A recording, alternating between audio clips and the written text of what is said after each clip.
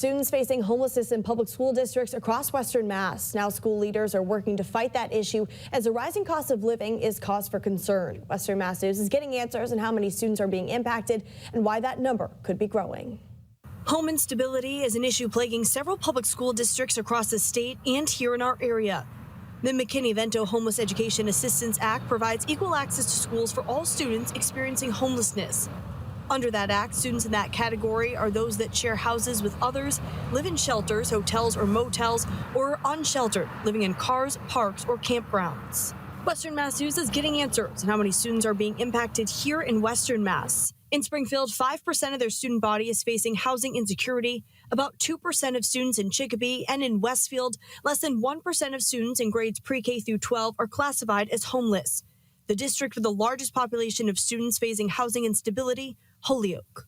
There are about 5,100 students currently enrolled in Holyoke Public School. Now about 10% of those students are facing housing insecurity. Some students leave the district, but the main reasons what I hear families say is because they couldn't find the help they needed in these areas. Jennifer Gonzalez experiences firsthand the struggles these students are working to overcome while receiving an education, as she works directly with the families facing housing insecurity in the paper city. It went down to the 400s during the pandemic, and I think that has to do because we were working from home, and it's hard to talk to someone. But those numbers have since shot up. Western Mass News breaking down the data further. 527 students are considered homeless in Holyoke.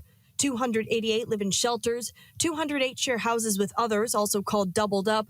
29 live in hotels or motels, and 2 are considered unsheltered. And Gonzalez believes this will be a continuing trend. Do you see the number of students that are in this insecurity category going up over the next year, 5 years, 10 years, or do you think we'll be able to combat that and bring it back down? If something is not done soon, I think we're going to see more students going into shelters or hotels, losing their housing because families can't afford, and the rents are going really high and outrageous. As the cost of living continues to rise, Holyoke Public Schools is working to help out students in other ways. We have multiple partnerships with community providers. One of them is Cradle to Crayons out in Boston.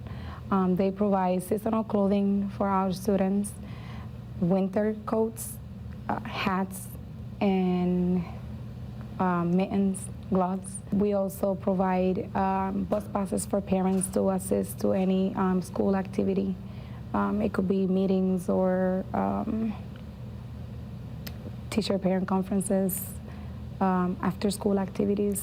Teachers and staff in the district are also there to assist students emotionally as well. Staff at the schools are trained under McKinney-Vento, and we have family access and engagement coordinators, and we work really close together. So if any staff identify a student experiencing housing instability, they are referred to our office. But Gonzalez believes if access to affordable housing does not increase, this will be a growing issue. We have a few families that have been able to secure low-income housing. I think that there is a lack of affordable housing, not enough available, especially within Holyoke. And Gonzalez advises anyone facing housing insecurity to get on the wait list for low-income housing in their community as soon as possible.